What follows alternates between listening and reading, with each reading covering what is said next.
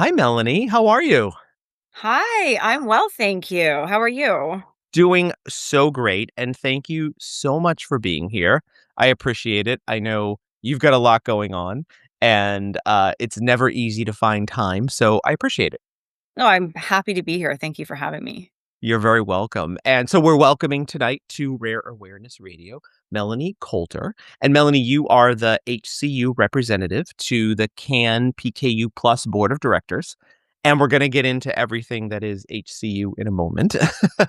But I think, I don't like putting people in boxes, but I'll just say that you are a rare disease advocate. You are a rare disease parent. I am sure that you are many, many more things than just those two things. So I'll let you explain to everybody who you are.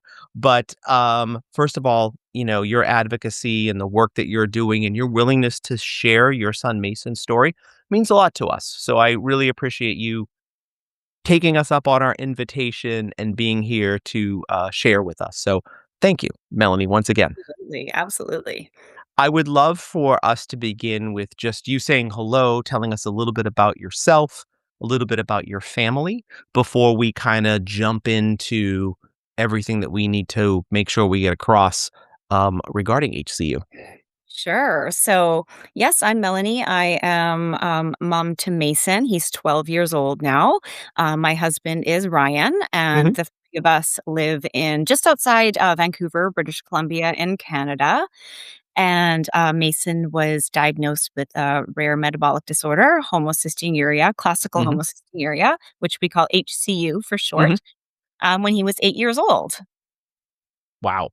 And so that's kind of a delayed diagnosis, right? I mean, in relative speaking, and I know part of what you advocate for is sort of the realities associated with delayed diagnosis and what it meant for your family. So we often talk about the diagnostic odyssey or the diagnostic journey on this show. Can you talk a little bit about Mason's journey?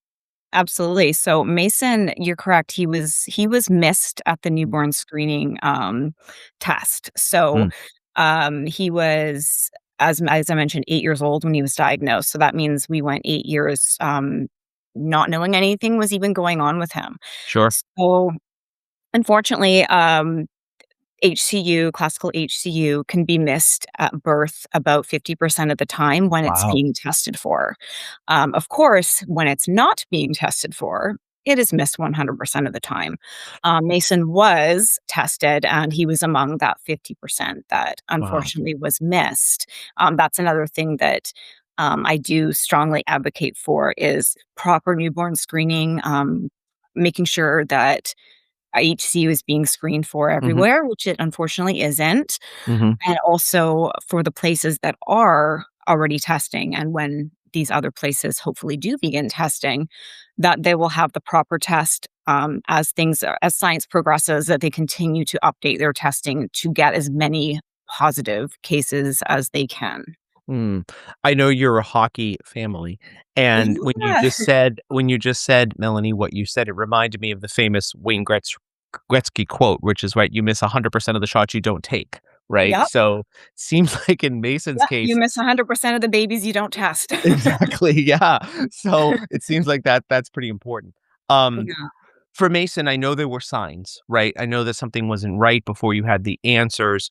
What Yes. kinda changed for you folks? What did you notice? His eyesight, other things? Yeah, so Yeah. as far as his diagnosis goes, what ended up happening is Mason went in for a routine eye doctor's appointment when Mm. he was still 7 at the time. Mhm.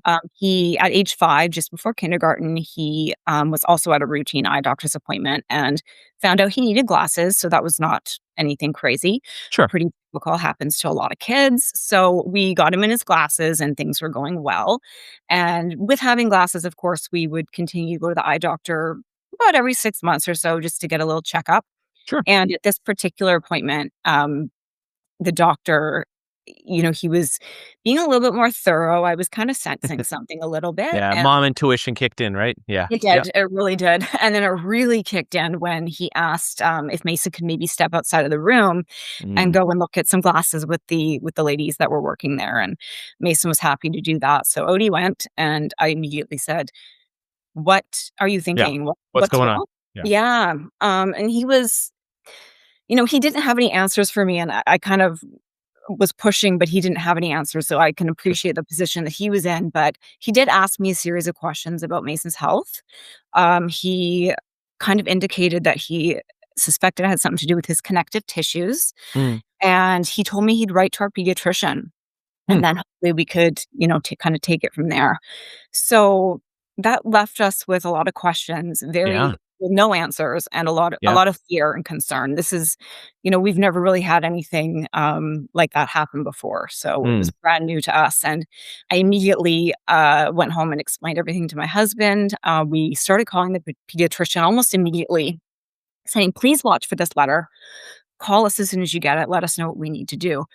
This was in February, and we actually didn't get the diagnosis until May. It took Wow. a couple of months for them to get all of the proper testing, really kind of guess what they could be looking at, because with HCU, because it is so rare, Mhm.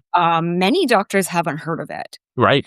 So, because of this eye doctor and because of what he saw that day and the steps that he took, this is how we got our diagnosis. Mm.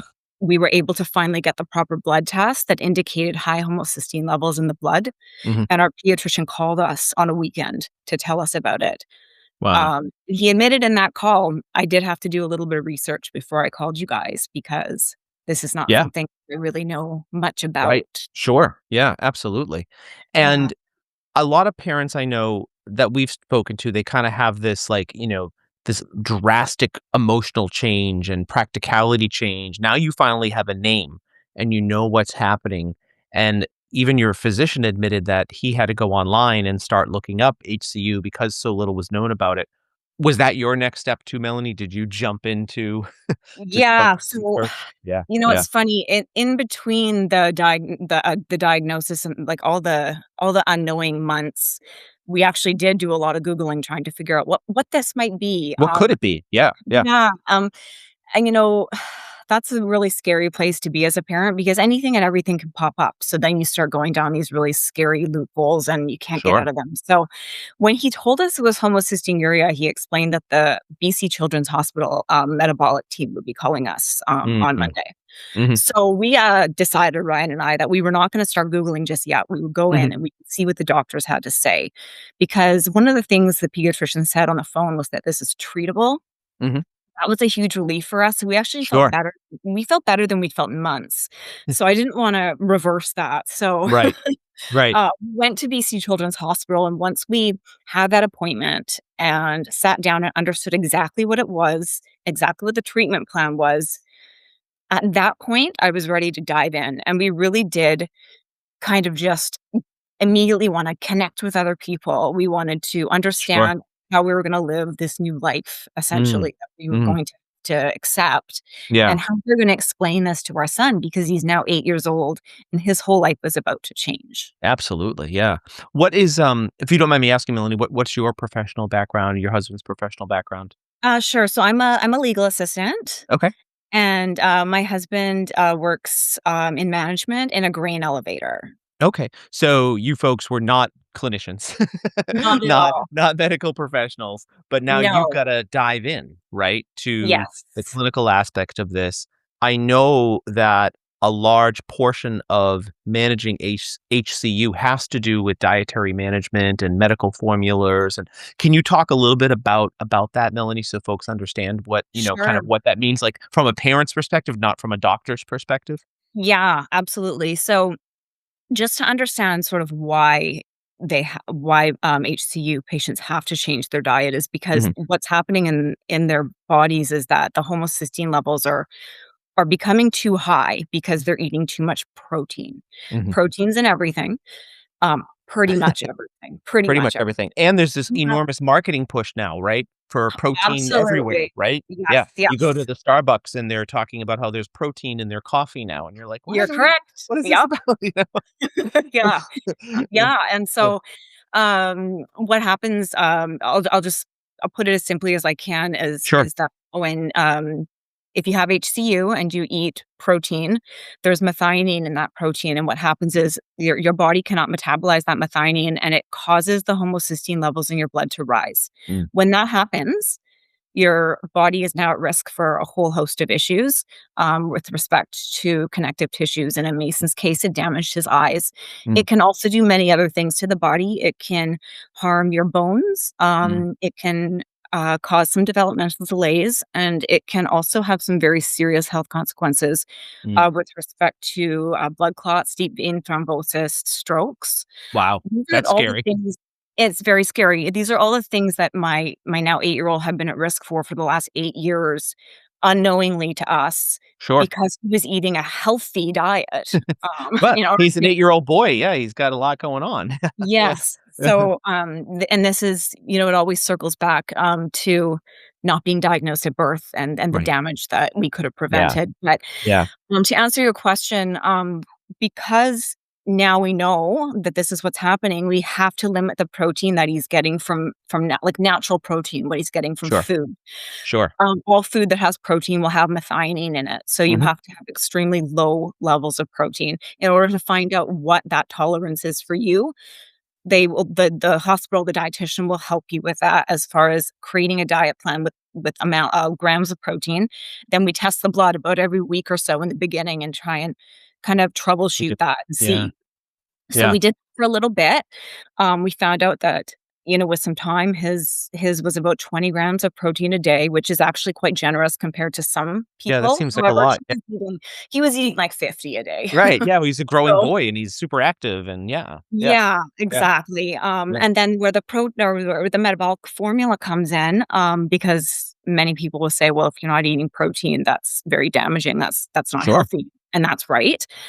So we're very lucky that there is such a thing as metabolic formula, Mm, because what that does is it replaces all of that protein that he's not getting from food, minus that methionine, mm. that specific amino acid that's harmful to those with homocystinuria. Yeah. So he drinks the formula to get all of those healthy amino acids and proteins, minus the Mine what's going to hurt him. yeah, So and we I lower was in the food, we drink the formula, and then you create a balance.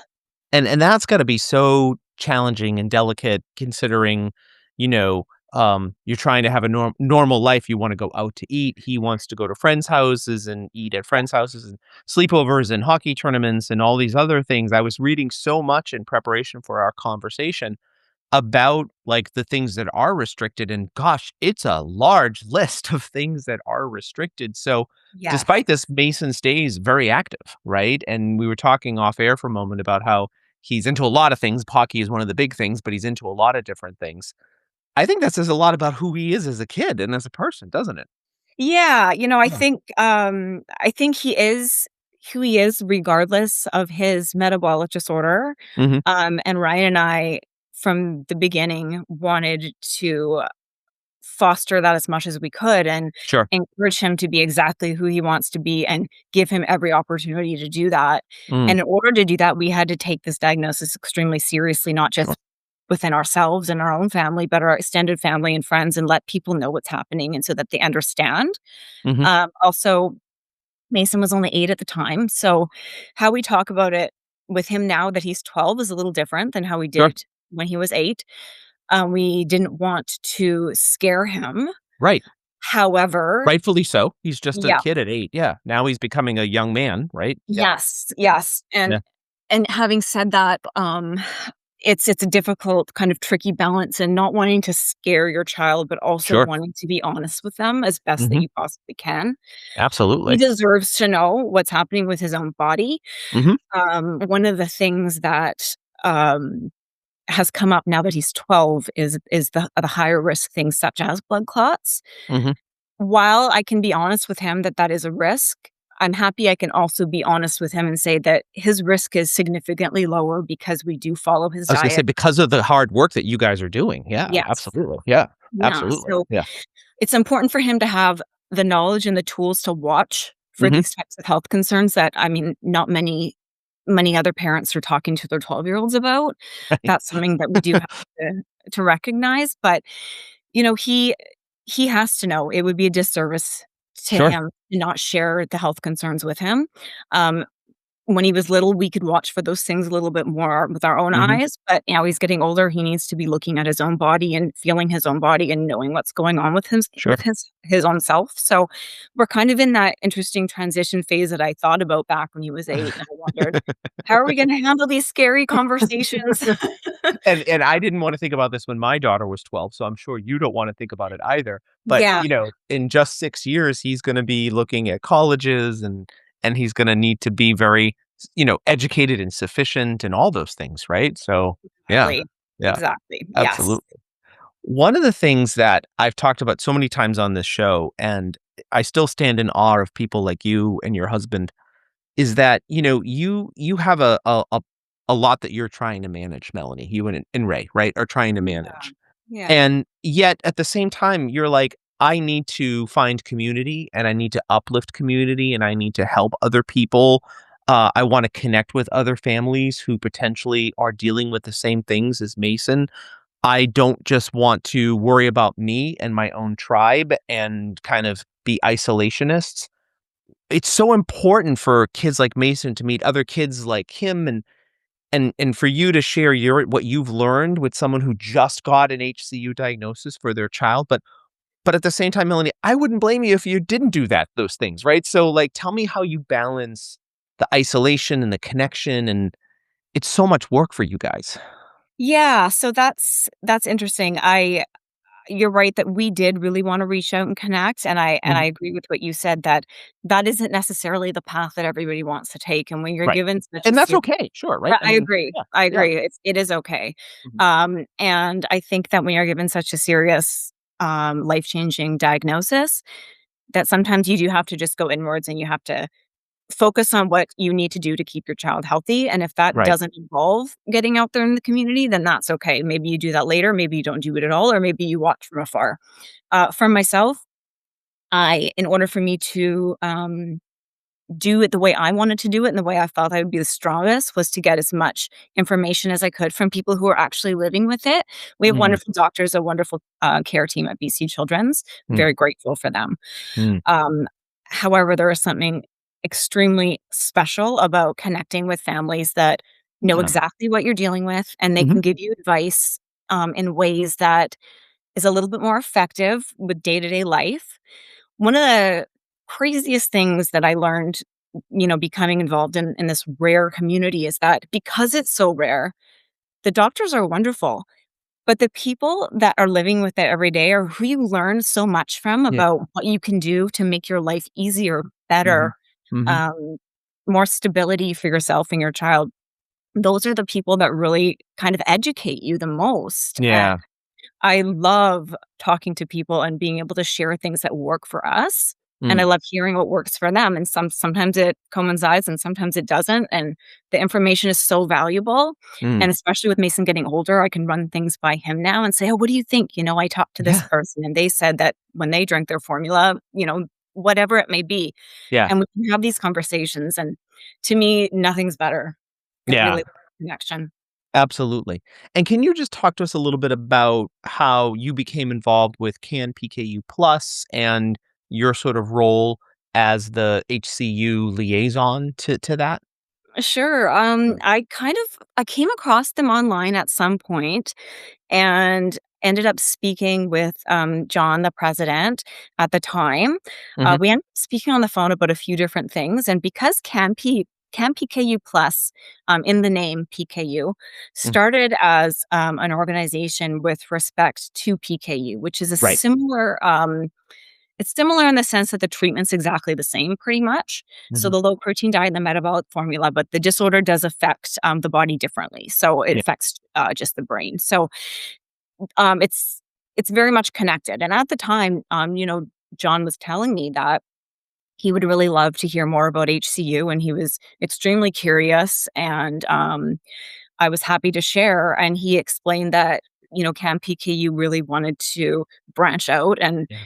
always welcome all of the metabolic disorders into the Mm. group and represent and advocate and help all of the groups. Yeah. So I started meeting with, people in the organization just via Zoom and chatting, and try to see what I could do to help with them and with the community, and it's kinda just taken off from there. I within Canada, we're we don't have a huge HCU, Community? Yeah. Yeah. population, Yeah. but there's a few of us, and I'm happy to represent that as much as I can, and I also love being a part of, the groups in the States as well. It's a wonderful group of people and a wonderful community to be involved with. I love that, and I'm so happy that when CANPKU Plus gave us the list of people that they wanted us to speak with, that your name was on that list, right? So I'm Yeah, really, I was happy really, to hear that really as well. That was happy really about that. nice. Yeah. Yeah. Yeah. Um, of course, Melanie, you've talked about, the real consequences of delayed diagnosis and sort of, what early screening would have meant for Mason and what it would have Yeah. changed for you folks. What are the gaps right now that you're seeing in terms of newborn screening programs, and what do we need to do to evolve them? Is it purely funding? Is it funding and research? What are the pieces in your mind that need to kind of come together? Sure, it's definitely all of the above. Mhm, You know, lack of research is usually lack of funds. mhm. Um, there's also, just the piece of where it's not being tested for at all, and Yeah. advocating in those specific provinces, which Mhm, I was lucky enough to be able to do for Alberta mhm, a couple of months ago. That is a province in our country that's not currently mhm, testing for HCU at all. mm, There's some very real consequences for mm, that, and, for that, yeah. Mason is one example, and there is there's more very serious, cases of children that are missed at birth.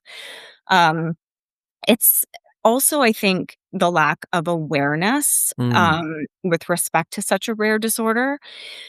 Everybody's heard of diabetes, and I'm sure. glad, like, this Right, is good. I right, don't wanna take anything away, that's just an example. right. Many people have not heard of HCU.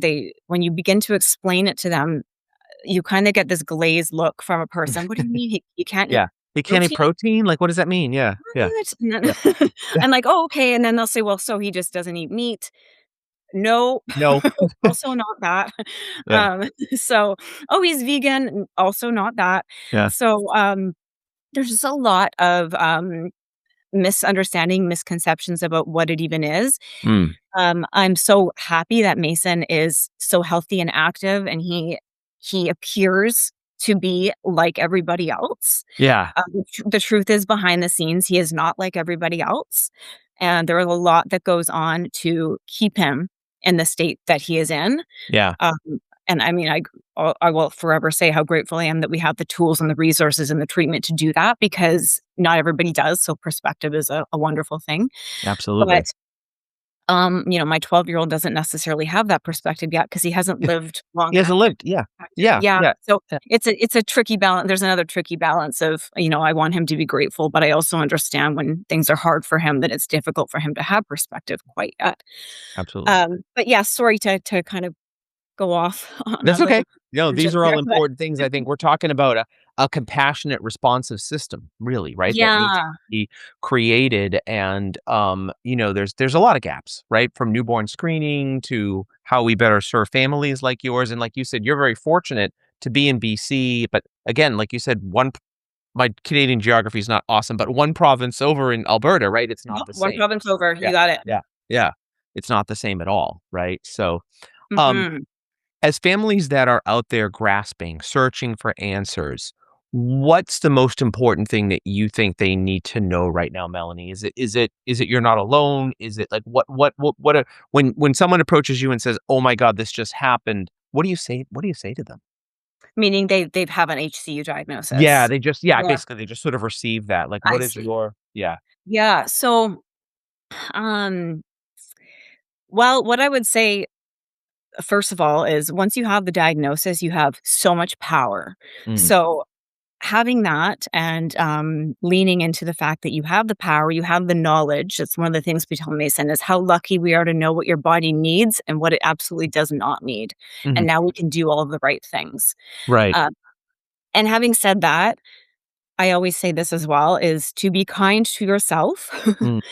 Be patient with yourself and with your child. This is a huge thing. It might seem to others, "Oh, it's just a simple diet change." It is Yeah. not a simple diet change. That is not reality. Right. Have you ever met someone who's been on a diet that they didn't go off of? Yeah. That's kinda what So diets are meant to do. They're meant to be abandoned, right? yes, yes, this is a very, very, tricky, serious, difficult diet, Yeah. and to go easy on yourself, I always do tell people to reach out to the community if that's what they're comfortable doing, or maybe find one person that you can Mm. bounce ideas off of, um, that they're absolutely not alone because I'm here, and there are people in the community like me that want to talk to you and that want to help you and your child and that wanna connect with you. Right. Right. How does Mason kind of interact, with his friends? And I know that I read some things about you from other interviews that you've done that he might be a little guarded in what he tells folks, and I can appreciate that. I can even remember being in the 4th grade, and there was a female student in my class that had diabetes, and it was like this weird sort of stigma that she had diabetes, and you mentioned that before, and, Yeah. but also at the same time, we were just kids, so we didn't even know what that meant, and how does he kinda handle that? Yeah, so I always say, my child has HCU and I don't, but he Right. lets me do all of this. He knows. So he knows what I do. He knows that I'm doing this right now. Sure. I speak with him about these things. And at this point, he's okay with me doing it, but Mhm. he is not okay with himself doing it. He would not Got be it. interested in doing something like this. Sure. He's not interested in any sort of presentations or speaking about it just yet. Mhm. As a 12-year-old, he has told me, and he's been saying this for the last couple of years, if I ask him, "Oh, did you mention anything about this or your formula?" And he'll say, "No." And I'll Mhm. say, "Oh, why didn't you?" Yeah. And he says, "It's just too hard to explain, mom." Yeah. And like, I wish I could say, "Well, it's not that hard to explain," but that's a lie. It's hard to Yeah. explain. There's some language I've given him, and there's language that I use. Right. I can simplify it, absolutely. But it always leads to more questions, and that's okay because 'cause I'm happy to answer those questions. Mhm. Him, not so much. He doesn't Right. really want to sit there and have a conversation with somebody about, his metabolic disorder and about his Mm. formula. He Mm. just doesn't wanna do that. Yeah. He's completely comfortable around, our immediate sort of extended family, Sure. drinking formula in those scenarios, and of course, the conferences that we go to, Yeah. no problem. He'll pull out a pouch of formula and drink it in front of anybody because he Right. knows people aren't gonna ask, and if there's Right. any Because they're there and they're in the know and they yeah. know. Yeah. Yeah, they all know about it, right? Mm. So, um, as his mom, of course, I hope that he wants to open up about it more as he gets older, but Mm. at the same time, that is completely up to him. And if Mm. he wants to navigate that in a way where he doesn't share it and if he is taking care of himself and taking care of his health and not necessarily sharing it with other people, that That's is okay. up to him. Yeah. Yeah. Absolutely. Absolutely. That makes a Yeah. lot of sense. It really does. Tell me a little bit about where you're going with your advocacy, Melanie. What's next for you? What are some of the major opportunities and things that you're hoping, challenges, etc.? I mean, we're still early on in this year. I don't know if you think of things in in yearly timelines or what have you, but what are some of the things that you're kind of focused on right now, I guess, Melanie, within the HCU community? And my biggest focus, is the newborn screening. I kinda sound like a broken record, but I That's don't okay. Yeah. mind. Yeah. Yeah. Um, you know, the struggles with, a late diagnosis, Mason's eyes, for example, Mm. what he had to deal with, ended up being a double eye surgery when he Yeah. was still 8 years old, and that's Mm. 2 separate surgeries, 2 weeks apart, Mm. very painful, very Mhm. scary, Mhm. not just for him, but for For Ryan you? and I and our Yeah, for family. Ryan. Yeah, I think I It called your was husband Ray earlier. I'm sorry, oh, Ryan. I'm that's sorry. okay, Ryan, yeah, no Yeah, worries. Ryan. Yeah. Um, to be perfectly honest with you, that's actually one of the safest surgeries Mm, you can have, mm, but we were still terrified, yeah. and that is something that did not have to happen. Mhm. Had he been treated from the get-go, it's extremely unlikely that that would have happened. Yeah. Um, Not only is that, emotionally disturbing, terrifying, all of Mm. those things. It's also a huge strain on the medical system to be having these 2 surgeries that never had to happen. Sure. Mm, and that's just one example, Mason's eyes. There's, Yeah. like I said before, there's So many. many health concerns that will come up. Mhm. Many misdiagnoses that happen when, when babies are not diagnosed at birth, Mhm. depending on what's happening with them when they're 1, 2, 3 years old, maybe they're there's some developmental delays happening there, but nothing serious enough to look into something like this because nobody knows to look into something like this. Sure. So you're wasting your own time, your energy, your resources, the anxiety that that provokes within families when you know or you feel like something's wrong, but nobody can help you. Yeah. These are all the things that come along with not being diagnosed at birth. So Yeah. for me, that is the absolute biggest Mm. concern of all. Yeah, absolutely. Secondly, I think I just really like to connect with families that are in the thick of it and Mhm. share food ideas, share share like things that I find or things that I've heard that other people find, recipes, just different ideas that can help us keep our children healthy and happy and well adjusted. Yeah. And those types of connections are really important to me and having and attending conferences and things like that. Yeah, I mean, it's gotta be a lot of work, but it sounds like it's work that you really lean into and is really important to you, so that's wonderful, and you talked a little bit about the research investment, and it's so important. Where over I guess on a macro scale, Melanie, where does that stand right now? Is it coming along? I'm sure there's always more work to do around research investment, but where does that stand right now at a big picture, I guess? Yeah, so there's a few treatments on the horizon Mhm. in the United States. So there are some doctors and researchers working on some things. They're all in kind of in different stages. Mm, Unfortunately, there's been 1 or 2 that have fallen off over the years. sure. Since Mason's diagnosis, I've kind of followed along. To be honest, I don't get too invested in them Sure. because I like to wait and see what's Yeah, going to happen. sure. And when, access is a whole 'nother thing that, you know, that's gonna probably be another thing that I advocate for in the future as well is what kind of access we can get when treatments come, but for now, there aren't any, so it's the newborn screening and the research for the treatments that we're working on now, and we do need to look into the future to advocate for access to treatment as well. It's not that there isn't any hope because there certainly is. It's Sure. just still very early. Um, I feel like there will probably be some options in Mason's lifetime, which makes me very happy and Yeah, excited. And that's something that, while I'm of course invested and interested in, I don't spend too much of my time right sure. now thinking about it, to Yeah, be that makes a honest. lot of sense. No, that makes a Yeah, lot of sense, and I can appreciate more the focus, Melanie, on the newborn screening because that is a very, like, intentional thing that can be done right now. Doesn't seem like it takes a lot of effort, and the benefits are so huge, right, when you it's done great benefit. and yeah, Yeah. done appropriately.